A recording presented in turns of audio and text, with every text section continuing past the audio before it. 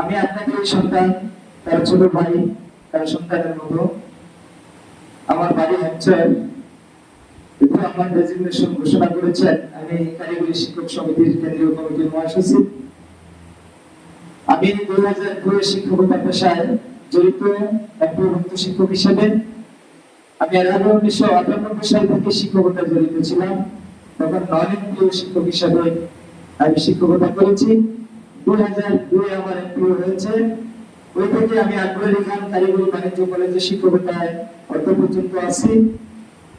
এবং আমি শিক্ষকতা পেশায় পা রাখার পর থেকেই আমি অধ্যক্ষ সেলিম স্যারের সাথে শিক্ষক কর্মচারী ঐক্য জোটের কমিটির সাথে আমি সম্পৃক্ত।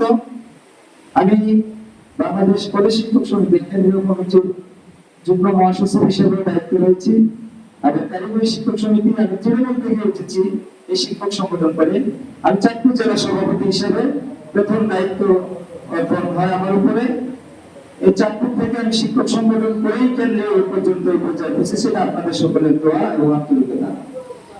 যাই হোক, আমি আলোচনা দীর্ঘায়িত না করে আজকের এই সুন্দর অনুষ্ঠান যারা আয়োজন করেছেন, মানব মাস্টার সহ সাগর স্যার সহ যারা এখানে সংশ্লিষ্ট যে সকল শিক্ষকরা এই সুন্দর একটি অনুষ্ঠান আয়োজন করেছেন, আমি উপজেলা বিএনপির পক্ষ থেকে এবং আমার বাংলাদেশ কারিগরি শিক্ষক কর্মচারী ঐক্য জোটের পক্ষ থেকে আমি আপনাদেরকে আন্তরিক ধন্যবাদ জানাই। কারণ এটি একটি মহৎ উদ্যোগ নিয়েছেন আপনারা অবসরপ্রাপ্ত শিক্ষকদের সম্বর্ধনা। এটি যেমনিভাবে সমাজকে আলোকিত করে সমাজকে কিছু শেখায়, পরবর্তী শিক্ষকদেরকে উদ্বুদ্ধ করে এ ধরনের অনুষ্ঠান করার জন্য আমি মাধ্যমিক শিক্ষক সমিতিকে ধন্যবাদ জানাচ্ছি। পাশাপাশি যে শিক্ষক অবসরপ্রাপ্ত যে শিক্ষকরা এখানে উপস্থিত হয়েছেন, ওনাদের এখনো শিক্ষকতা করার শক্তি এবং সাহস, বুদ্ধিমত্তা সবকিছু রয়েছে।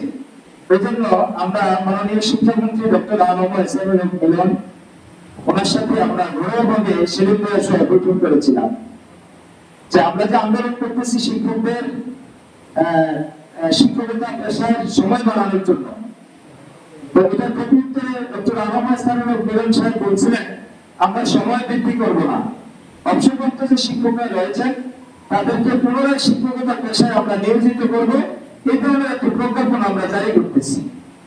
তো এই সুসংবাদটাও আপনাদের আসতেছে, যারা অবসরপ্রাপ্ত শিক্ষক রয়েছেন তারা আবারও শিক্ষকতা পেশায় সুযোগ পাবে। সেটা চুক্তিভিত্তিক, সেটা 2 বছর হোক, 5 বছর হোক, অথবা যেই কদিন আপনার শারীরিক শক্তি থাকে, প্রজ্ঞাপনটা এরকমই হবে, আপনারা আবারও শিক্ষকতা পেশায় চালানোর সুযোগ সৃষ্টি হচ্ছে। তো যাই হোক, আমি আপনাদের এই সুন্দর আয়োজনকে ধন্যবাদ জানিয়ে আলোচনা দীর্ঘায়িত না করে আমি আরেকটু ধন্যবাদ জানাই এই কারণে, এই মাধ্যমিক শিক্ষক সমিতিতে আমি দেখলাম, অবজারভেশন করলাম যে এখানে বিভিন্ন দলের মতাদর্শের শিক্ষকবৃন্দ একটি প্ল্যাটফর্ম এসেছে। এজন্য এটা আমাদের কাছে অনেক ভালো লাগে। আমরা যে সংগঠন করি এখানে সেলিমিয়া সংগঠনে এখানে শুধু বিএনপিরাই সংগঠন করে। আবার ছাত্র এবং ওনারা যে সংগঠন করেছেন ওখানে শুধু আওয়ামী লীগের লোক শুধু সংগঠন করে। কিন্তু আমাদের আঞ্চল একটি বিরল, এখানে যে আপনারা ঐক্যবদ্ধভাবে সকল দলমত নির্বিশেষে একটি প্ল্যাটফর্মে এসেছেন। এই জন্য আমি আবারও সেলিম মিয়া স্যারের পক্ষ থেকে এবং শিক্ষক কর্মচারী ঐক্য জোটের পক্ষ থেকে আপনাদেরকে আন্তরিক ধন্যবাদ জানাচ্ছি। আর আমি আপনাদের যদি কোনো সমস্যা, শিক্ষকদের অবসরপ্রাপ্ত বিষয় নিয়ে যদি কোনো সমস্যা থাকে এই বিষয়ে একটু বলি, তারপরে আমি বলতেছি। এখানে 6,500 কোটি টাকা আপনারা পত্রপত্রিকার মাধ্যমে জেনেছেন। 6,500 কোটি টাকা সাজুগণ যারা ছিলেন দায়িত্বে, অবসর কল্যাণে যারা দায়িত্বে ছিলেন, সদস্য সচিব ছিলেন এবং যারা সদস্য নিয়োজিত ছিলেন, তাদের কর্তৃক 6,500 কোটি টাকা লুটপাট হয়েছে। এই টাকাটা আপনাদের ছিল, আমাদের ছিল। এই টাকাটা লুটপাট হওয়ার কারণে আপনাদের অনেকেরই অবসরজনিত সমস্যায় আপনারা অবসর কল্যাণটা পাচ্ছেন না। এগুলো নিয়ে আমাদের সাথে বারবার কেন্দ্রীয়ভাবে মিটিং আলাপ আলোচনা হচ্ছে। যাই হোক, এখন একটি বাজেট বর্তমান সরকার আমাদের মাননীয় প্রধানমন্ত্রী তারেক রহমানের দৃষ্টিগোচর হয়েছে যে এখানে অর্থ নেই, সেজন্য একটু অর্থ বরাদ্দ দিতে যাচ্ছেন। আপনারা অতি শীঘ্রই যারা অবসর নিয়েছেন তারা অবসর সুবিধা পাবেন। এবং আমরা একটি কমিটি জমা দিয়েছি, মাননীয় শিক্ষামন্ত্রী মহোদয় কমিটিটি গত সপ্তাহে অনুমোদন করার কথা ছিল। সেই কমিটিতে আপনাদেরই সন্তান আমি ওই কমিটিতে আছি।